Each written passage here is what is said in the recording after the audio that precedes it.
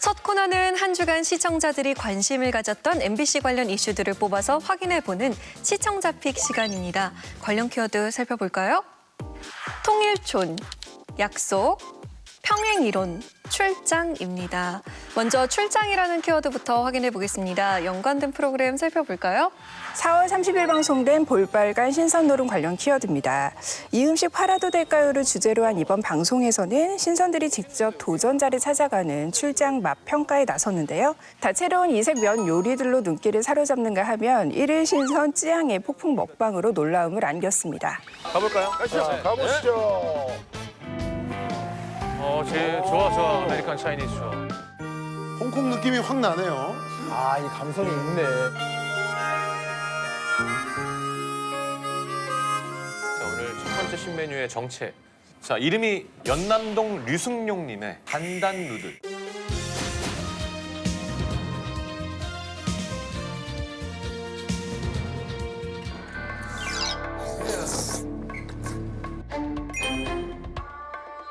야, 찌양 역시 찌양이다. 네. 라면 먹듯이 먹네, 이 두꺼우면을. 이걸 뭘 평가를 받으시냐? 나는 너무 맛있는데? 이게 실릴까요? 여기서 가장 중요한 포인트는 가격입니다. 네. 진짜? 13,000원! 13,000원이요? 네, 13,000원. 자, 그러니까, 내가 13,000원을 주고 이 집에 방문할까, 이거 먹으러? 만 생각하시면 될 것 같아요. 결정 갑니다. 하나, 둘, 셋!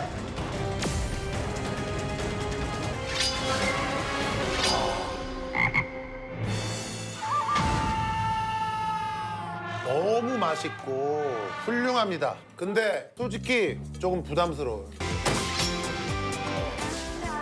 여기 너무 와, 뭔가 멋있는데, 여기? 진짜 예쁘다, 여기. 멋있다. 너무 예쁘잖아. 대박이다. 뭐야? 거북이 앤 만두님의 막국수 한소쿨입니다. 자, 일단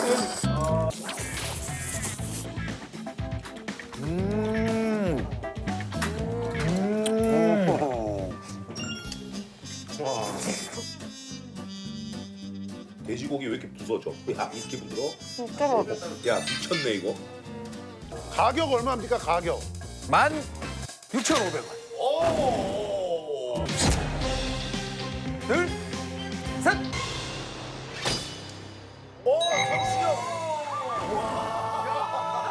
투마치라 그래야 될까? 너무 많아서 이렇게 맛있는 음식들이 맞아요. 돋보이지가 않는다는 생각이 들어서 이런 얘기를 해도 그만큼 수준급이니까 이런 기대를 하는 거 아니겠어요? 그래요. 그런 게 좀 아쉬웠던 것 같아요. 네, 봄맞이 새 단장으로 꾸려진 볼빨간 신선 노름 시청자들 반응 어땠습니까? 네, 댓글 살펴보면요. 이번 주 볼빨간은 직접 식당에 나와서 평가하네요. 1일 신선으로 나온 찌양님 입맛도 제대로 알아갑니다. 찌양 먹는 거 보면 기분 좋은데 TV 나와서 좋네요. 항상 응원합니다. 소쿠리에 담겨서 비주얼이 사는 것 같아요. 가격이 좀 있지만 저도 먹어보고 싶네요. 1일 신선으로 등장한 찌양의 활약이 보기 좋았다는 의견과 함께 방송에 소개된 이색 면 요리들을 먹어보고 싶다는 반응들이 많았습니다. 스튜디오를 벗어난 볼빨간 신선 노름의 새로운 형식 어떠셨나요? 이게 확실히 실내 스튜디오에서 촬영을 할 때 하고 도전자들이 운영하고 있는 이 업장에 직접 찾아가서 이제 그 촬영을 진행하는 건 느낌이 좀 많이 다르더라고요. 우리가 식당에 가서 우리가 체험을 하는 게 단순히 음식 맛만 체험하는 게 아니라 업장이 위치해 있는 골목의 분위기는 어떻고 업장의 인테리어랄지 도전자들이 공간에 가서 이야기를 해주다 보니까 그런 상황에 맞는 약간 디테일한 조언 혹은 이제 충고 같은 것들이 좀 가능해졌다는 점이 좀 흡족했고요. 저는 코로나19 예방 조치를 앞으로도 좀 확실하게 한다라는 전제하에서 스튜디오 바깥으로 나가서 도전자들을 찾아가는 방식도 나름 역동적이고 즐거움이 있을 것 같았습니다. 1일 신선으로 나온 찌양 씨 같은 경우도 본인의 캐릭터를 잘 살려서 단순하게 좀 많이 먹는 게 아니라 그 안에서 이제 굉장히 신중한 맛 평가나 호불호 요소도 굉장히 적절하게 되짚어준 것 같아요. 그러니까 저도 사실 고수를 먹지 못하는데 찌양 씨가 이런 거 좋아하죠, 자극적인 거. 저 고수를 못 먹어요. 샤브라는 아닌가요? 샴푸 맛이라는 얘기를 하시거든요. 그보다 정확한 표현 없다라는 생각을 하거든요. 그래서 그 고수를 못 먹는 사람 입장도 굉장히 좀 잘 대변하시고 또 그러면서 이제 고수 향이 그래도 다른 요소들과 적절하게 조화를 이루고 있다라는 평가를 내려주셔서 음식에 대한 어떤 평가도 좀 잘 해주신 것 같아요. 다만 이제 본래 기획 의도가 어찌 보면 이제 저세상 맛 레시피를 소개하는 건데 이날 프로그램에는 사실 레시피 소개는 거의 이루어지지 못해서 그런 부분 좀 아쉬웠던 것 같아요. 이날은 그 도전자들의 노력에 굉장히 좀 의미를 부여하려는 평가를 많이 하더라고요. 단단 누드를 평가를 할 때 이거는 그 단순한 맛을 낸 음식이 아니라 굉장히 많은 스토리가 있는 음식이고 이러한 스토리를 담기 위해서 많은 재료 연구에 대한 노력이 들어간 것 같다라고 평가를 해준 점이 저는 되게 인상적이었고요. 다만 좀 이런 컨셉을 앞으로 유지를 한다면 좀 보완해야 될 점이 이 음식 팔아도 될까요? 어떻게 보면 이 식당의 어떤 매출과도 직결되는 그런 주제인 거잖아요. 그렇다면 분석도 좀 더 세계적이고 어떤 마케팅적인 관점에서 좀 분석이 들어가야 되지 않을까. 주 소비층의 입장에서 이것이 과연 적당한 양인가? 체계적인 좀 설득력 있는 그런 맛 평가가 필요해 보였습니다. 시청자 의견에도 있었지만 막국수 한소쿠리는 약간 정말 음식의 조합도 좋고 한번 가보고 싶다 이런 생각이 드는 그런 음식이었는데 거기에 그래도 뭐 야식으로 먹기에는 부담스럽다 이런 시식평이 있었는데 그런 것도 굉장히 적절해서 약간 음식 프로그램으로서는 괜찮았다라는 인상은 받았습니다. 다만 예전에는 이제 같은 주제의 음식을 가지고 레시피를 이렇게 평가한다 이런 컨셉이었다면 지금은 같은 주제의 식당을 찾아간다라는 컨셉으로 변화했는데 프로그램을 살리기 위해서 다양한 시도를 해야 되는 거는 맞다고 봅니다. 이런 것도 해보고 저런 것도 해볼 수는 있지만 그 전에 먼저 어떤 거를 하고 싶은지 확고한 정체성을 조금 수립하는 게 먼저가 아닐지라는 생각도 해보았습니다. 다음 키워드 볼까요? 약속입니다. 이번 키워드 유현 위원이 준비하셨죠? 네. 지난 2일 방송된 실화탐사대 특집판 지켜진 약속 관련 키워드입니다. 그간 실화탐사대 제작진은 사건을 전할 때마다 늘 지켜보겠다라는 의지를 보여왔는데요. 그 약속을 지키기 위해서 방송 후 뒷이야기를 전하는 시간을 가졌습니다. 보고도 믿기 힘든 사연들이 올해도 실화탐사대에 쏟아졌습니다. 아이들을 안전하게 지켜주리라 믿었던 선생님들에게 당한 배신. 주먹으로 아이의 머리를 때리는 교사. 그 화면에서는 정말 그 머리를 잡아 끌어당기는 거예요. 다시 일어나면 머리끄댕이 자꾸 쳐박고 그럴 수가 있냐고요, 정말. 다인이의 학대 건수는 무려 148건. 어린이집을 벗어난 지 6개월이 지난 지금 다인이의 상태는 어떨까? 안녕하세요. 암에 대한 트라우마가 되게 커요, 엄청. 수면할 때 특히 많은 학대를 받았기 때문에 얘는 자기 전에 너무 졸린데 그때부터 온몸으로 막 힘들어하고. 다인이는 얼마 전부터 새로운 유치원에 등원했습니다. 사실 차에서 내리는 것만 해도 엄청난 발전입니다. 아이고 졸려. 아니야, 여기서 걸어가자. 선생님한테 걸어가자. 아직 다인이는 두려움 때문에 엄마와 떨어지려 하지 않는데요. 이곳에서 다인이는 다시 사람들을 마주하고 친구들과 함께 두려움을 떨쳐낼 겁니다. 상습적으로 입양했다 유기하기를 반복한 범인. 20대 직장인 행세를 하며 동물을 입양받은 13살 소녀. 취재 중에도 소녀의 엽기 행각은 계속됐습니다. 봉사자들에게 계집을 전달받은 직후 다시 누군가를 만난 소녀의 손에 수상한 물건이 들려 있습니다. 소녀의 손에 있던 건 고양이 망고였습니다. 망고의 물품까지 살뜰히 챙겨 보낸 보호자. 그런데 다음 날 주차장 한켠에서 망고와 함께 보낸 물건들이 버려진 채 발견됐습니다. 방송 이후 시청자 게시판에 유기묘 망고를 찾아달라는 요청이 쇄도했습니다. 약 일주일 뒤 망고의 보호자에게 반가운 소식이 들려왔습니다. 찾았어요. 어떻게 됐어요? 그냥 저쪽 갔다고 한 방향 쪽으로 계속 돌아다녔어요. 한 바퀴 계속. 딴 데 못 보내겠네요. 못 보낼 것 같아요. 사람들의 바람 속에 집에 돌아간 망고는 어떻게 지내고 있을까요? 단잠을 자다가도 좋아하는 간식 냄새에 벌떡 일어나는 고양이 망고. 보호자는 이 행복한 순간을 평생 놓지 않기로 약속했습니다. 이날 방송 위원들은 어떻게 보셨습니까? 저는 항상 실화탐사대를 볼 때 거대하고 명백한 비리를 추적하기보다는 좀 법제도의 사각지대에 있어서 억울하게 피해를 입은 소시민들의 입장에서 그들의 제보를 받고 목소리를 대변하는 프로그램이라는 점이 되게 인상적으로 다가왔고 진실을 밝히기 위해 끝까지 추적하는 그 장점을 굉장히 잘 보여줬던 특집이었던 것 같아요. 주차 갑질난 편의 경우 강력 처벌의 근거가 없었잖아요. 이 행위를 이제 억울한 사람들의 편에 서서 집중적으로 끈질기게 취재를 하다 보니까 어떤 전국적인 규모를 가진 범죄 행위의 실태까지 밝혀낼 수 있어서 실화탐사대가 가지고 있는 그 장점을 굉장히 잘 보여준 그런 이야기였다라고 생각을 하고요.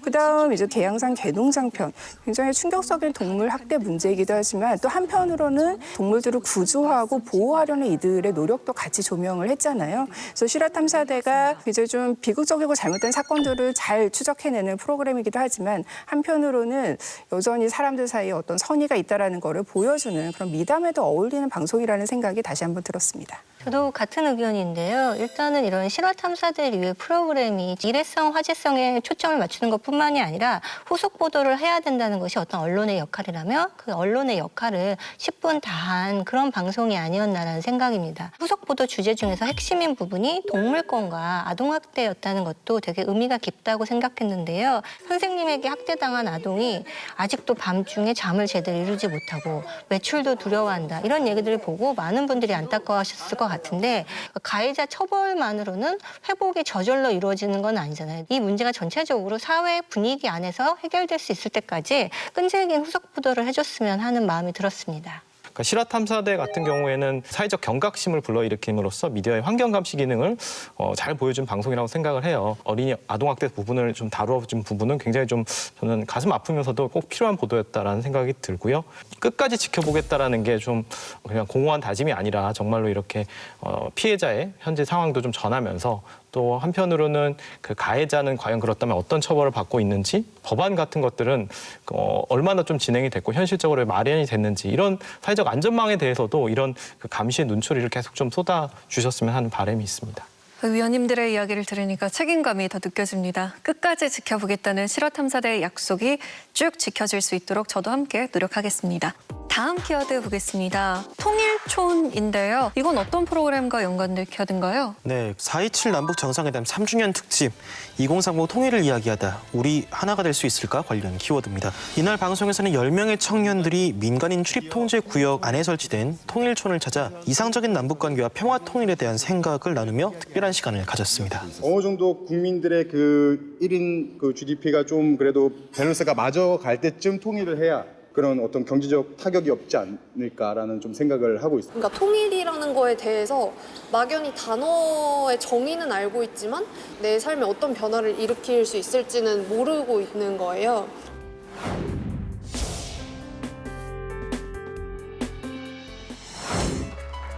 이번엔 최고의 역사 선생님이 통일촌을 찾았습니다. 사실 우리는 아직 지불하지도 않은 통일 비용 이게 있는 게 아니라 이미 지금 우리가 지불하고 있는 비용이 있어요. 그 비용이 뭐냐면 바로 분단 비용이라는 겁니다.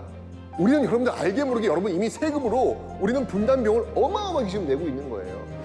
지금 이렇게 생각을 해보면 저 그때의 당시에 그 느낌이 이게 작은 통일이 아닌가. 저는 그런 생각이 들었어요.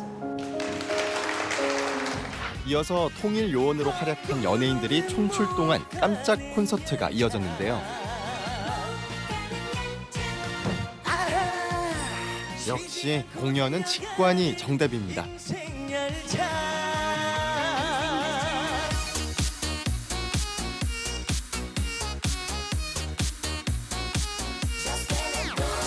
나중에 기회가 된다면 남한 사람 그리고 북한 사람 다 함께 모여서 이런 활동을 하는 날이 왔으면 좋겠다라는 생각이 들었습니다. 여러 사람들하고 얘기를 하다 보니까 아 이거 가능할 수 있겠다라고 생각이 좀 더 긍정적으로 바뀌었습니다. 온몸으로 통일을 느끼고 가슴을 터놓고 이야기 나누면서 작은 통일을 경험한 오늘이었습니다. 통일에 대한 기대감이 점점 사라지고 있는 시대에 청년들의 목소리를 듣기 위해 기획된 프로그램이었죠. 위원들은 이번 특집 어떻게 보셨습니까? 그동안 우리가 이제 통일 관련 담론에서 좀 상대적으로 배제됐던 2030 세대의 목소리를 좀 들어보고 건강한 토론의 장을 마련했다라는 부분에서 일단 의미가 있었다라고 생각을 하고요. 또 특히나 이제 통일에 대해 부정적인 2030 세대들이 이 프로그램을 통해서 통일에 대한 어떤 인식 자체가 좀 변화하는 과정이 저는 좀 인상적이었어요. 막연하게 이제 통일 비용에 대한 부담감을 가질 필요는 없고 이미 분담 비용을 줄임으로써 통일 비용을 상쇄할 수 있다 이런 주장도 저는 좀 생각의 전환을 가져올 수 있는 강연 내용이었다라는 생각이 들고요. 다만 이제 너무 좀 남쪽의 이야기만 이야기한 건 아닌가. 그러니까 뭐 2030 세대라고 할지라도 남한 청년뿐만 아니라 탈북한 2030 세대의 목소리라든지 그리고 여기 강연에 참여했던 인사들도 북쪽의 이야기들을 좀 같이 들어볼 수 있는 그런 프로그램이 된다면 좀 더 통일 관련 담론을 다양하게 이끌어낼 수 있지 않을까라는 생각이 들었습니다. 일단 기획 의도 자체는 굉장히 많이 공감이 갔고 청년들의 목소리를 직접 듣는 과정에서 통일뿐만이 아니라 지금 청년 세대가 가지고 있는 고민이 무엇인가, 무엇을 가장 두려워하고 불안해하고 있는가라는 점들이 좀 보여줬던 것 같아요. 솔직히 20살, 20대라는 나이가 이제 갓 성인이 돼서 너무나도 하고 싶은 것도 많고 그런 게 이제 주변에 너무 많다 보니까 약간 통일이란 거는 통일은 있지 하지만 그건 내 두 번째, 세 번째 약간 이런 식으로 생각을 하게 되면서 친구가 군대에 가고 내가 군대에 가야 하고 그럼 북한은 여전히 우리에게 위협적인 존재구나. 국가도 적대적인 존재로 설정하고 있네라는 생각이 들기 때문에 지금 내 현실적인 어떤 문제로 다가오진 않는 거죠. 그래서 좀 기성세대가 청년세대를 좀 더 이해하는 그런 방송이 되지 않았나 싶었고 그러면서도 이들이 이제 통일 관련 영상들 이런 것들을 보면서 약간 거리가 느껴졌던 그런 노년 세대들의 입장을 또 이해한다라는 말을 들으면서 우리 2030 세대 느끼기에는 좀 먼 현실 같지만 누군가에게 굉장히 가까운 문제구나. 이 기획이 어떤 우리 휴전선이 세대와 세대 사이에도 깊숙이 들러져 있었는데 그런 거리를 좀 좁힐 수 있는 기획이었다 싶어서 그 점도 굉장히 인상적이었어요. 좀 보면서 약간 군에 있을 때 정훈 강의 듣는 기분이 좀 들었거든요. 그러니까 이게 통일을 회의적으로 생각하는 사람들이 있다면 이 사람들은 왜 그렇게 생각하는지에 대해서 조금 더 치열하게 논파를 하거나 같이 부딪혀보는 과정이 좀 필요했는데 이건 굉장히 정해진 식순에 따라서 휙휙휙휙 약간 다음 프로그램으로 넘어가는 느낌이 들었거든요. 2030 통일을 이야기하다가 제목인데 사실은 2030에게 통일을 이야기하다 같은 구성이었던 것이죠. 그런 느낌의 어떤 방점을 찍어준 거는 나태주 씨나 모모랜드의 축하 공연이 과연 필요했는가? 이게 되게 관에서 주최하는 행사 특유의 경직성과 시혜적인 어떤 관점이 좀 반영됐다는 생각이 들거든요. 의도는 좋았고 뜻은 알겠는데 방법은 굉장히 틀렸다. 그 부분에서 크게 아쉽다라고 생각합니다. 그건 약간 의견이 조금 다른데 아쉬운 점은 분명히 있지만 통일이라는 주제가 어떻게 해도 사실 무겁기 때문에 우리가 뭐 경쾌하고 발랄하기가 쉽지가 않은데 약간 뜬금없다고 지적하셨던 축하 공연도 저는 그렇게 이상하게 여기지 않았거든요. 왜냐하면 나태주 씨 같은 경우에는 통일부에서 나오는 이 유튜브 방송에도 지속적으로 출연하면서 젊은 세대에게 통일의 중요성을 알리는 활동을 계속 해오고 있고요. 이런 프로그램 자체가 약간 물론 도식적인 데가 있어도 있는 것이 중요하고 사람들이 이런 통일에 대한 이런 다양한 방식을 아주 짧게라도 생각을 해보게 하는 것이 굉장히 의미가 있다고 여겼습니다. 우리에게 통일은 때려야 뗄 수 없는 숙제로 남아있는데요. 앞으로도 MBC를 통해서 통일을 화두로 하는 프로그램들 더 많이 만나볼 수 있기를 기대하겠습니다. 다음 키워드 확인해 봅니다. 평행이론인데요. 이건 어떤 프로그램과 연관된 키워드인가요? 네, 지난 4월 28일 방송된 라디오스타 관련 키워드입니다. 웃기는 님과 함께 특집으로 꾸려진 이날 방송에서는 개그계 올드커플 임미숙 김학래 씨와 뉴커플 임나라 손민수 씨가 출연했는데요. 두 커플은 서로 묘한 동질감을 느끼며 30년을 뛰어넘는 평행 이론을 발견해 웃음을 안겼습니다. 오늘도 완개다. 완개 특집. 임미숙 씨, 타 방송사 예능 프로 1호가 될 수는 없어 첫 방송 후에 후폭풍이 엄청 났었다고요. 저는 김학래 씨가 성실한 것 때문에 굉장히 좋은 점이 있다고 그날 방송하면서 정말 성실하다. 일도 성실하고 바람도 성실하게 피고 도박도 성실하게 하고 이런 얘기를 제가 재밌게 좀 했어요. 물론 지금은 안 펴요. 바람도 안 피고 뭐도 안 해요. 아무것도. 모르죠. 뭐 하는지 안 하는지는 모르겠어요. 근데 걸리진 않았어. 지금까지. 열린 결말이죠. 걸리지 않았어. 걸리지 않았어. 대로야. 네. 손민수 씨, 라디오스타 인터뷰 덕분에 아주 오랜만에 여자 사람하고 통화를 할 수 있었다면서요. 왜냐면은 몇 년 전에 그 저희 그런 여자 사람 친구분들이 싹 정리된 여사친 숙정의 날이 하루가 있었어요. 되게 싸우고 있는데 갑자기 제 핸드폰 전화가 울린 거예요. 이제 그냥 여자 사람 친구 전화가 온 거예요. 네. 새벽에. 그냥 술에 조금 만취가 돼가지고 그냥 뭐 물어보려고 전화를 한 거예요. 그때 이제 라가 딱 끊더니 얘 너 좋아해? 좋아하지도 않는데. 아니, 근데 문제는 얘가 여지를 주더라고요. 내가 거기서 빡친 거야. 민수! 민수 씨가 워낙에 착해가지고 맞아요. 막 다 친절해요. 모든 분들에게 친절하니까. 맞아요. 착한 게 아닌 그러니까 거야. 이제 김아이는 착하니까 아무 그냥 그 75세 누나들한테도 너무 웃어주고 그래. 미치겠어. 웃음이 헬픈 남자. 찰떡 같은 개그 궁합으로 환상의 호흡을 보여준 방송이었는데 시청자들 반응 어땠습니까? 네, 댓글 살펴보겠습니다. 티키타카 무슨 일이야? 와 그러고 보니 개그맨 선후배 특집이네. 임미숙 씨 아무리 쉬셨어도 개그맨은 개그맨이세요. 녹슬지 않았음. 재치 넘치고 너무 재밌어요. 엔조이 커플 이렇게 라스에도 나오시고 과거를 추억하면서 얘기할 수 있어서 감사하네요. 응원합니다. 개그계 신구 커플의 활약에 즐거웠다는 반응이 많았습니다. 웃기는 님과 함께를 주제로 한 라디오스타 이번 특집 위원들은 어떻게 보셨습니까? 그 시청자 의견하고 좀 비슷한 감정으로 봤는데요. 그러니까 이날 방송에서 4명의 어떤 진행자뿐만 아니라 출연자 전원이 이제 개그맨으로 구성이 되다 보니까 토크를 이어가는 부분에 있어서 장점이 좀 잘 드러난 것 같아요. 특히 이제 임미숙, 김학래 부부 같은 경우에는 정말 베테랑 개그맨이구나라는 것이 좀 많이 느껴졌는데 어떻게 살아낼까? 이러고 밤새 울었는데 아침에 이제 눈을 뜨고 문을 열고 이렇게 딱 나갔는데 문이 안 열리는 거예요. 그래서 문을 이렇게 세게 열었더니 저희 엄마가 앉아 있는데 밤새 같이 우셨던 거예요. 아이고. 그러면서 미수가 눈물이 날라네. 다 괜찮아. 밥 먹어. 차라리 살고 죽는 게 문제지 비싸 아무것도 아니다. 응? 그러니까 밥 먹고 힘내서 열심히 일해라. 그때부터 저는 열심히 성실히 사는 법을 오늘부터 나는 열심히 그냥 일을 하겠다. 그러면서 이제 다 갚아냈어요. 예. 저희가 딴 건 몰라도 장모님은 저희가 결혼하면서부터 바로 모셨고 엄마가 계속 예뻐했어요. 내가 아들처럼. 민코 코트도 제일 먼저 근데 밍크가 100% 밍크가 아니에요. 100%야. 인저터라고 섞였어요. 섞여서 무거워서 한 번 입으면 엄마가 병이 나서 이제 말 그대로 티키타카라고 하죠. 내가 이렇게 얘기하면 저 사람이 저렇게 받아들이고 기승전 약간 웃음으로 모든 것이 승화되는 그런 부분들도 어떤 개그 역량인 것 같아요. 그리고 손민수, 임나라 커플 같은 경우에는 저는 토크도 재미있었지만 가장 좀 흥미롭게 봤던 거는 듀엣송이었어요.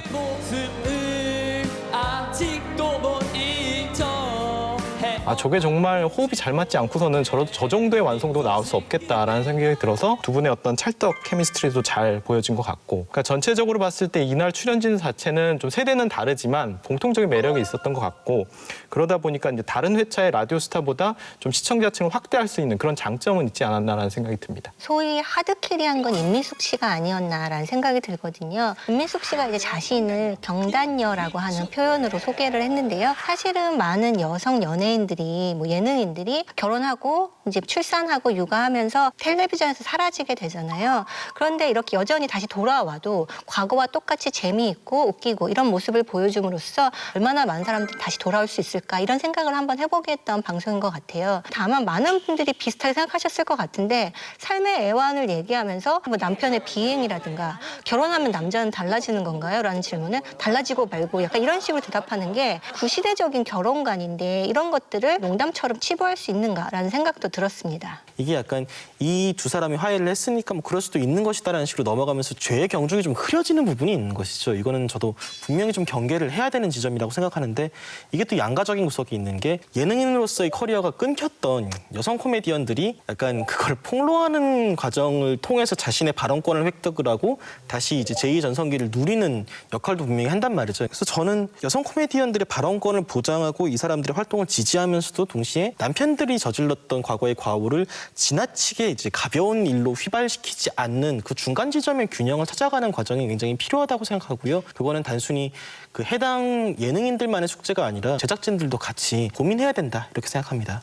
앞서 나온 이야기에 귀 기울여서 앞으로 라디오스타를 통해 세대를 아우르는 공감 가는 이야기들 더 많이 만나볼 수 있기를 기대합니다.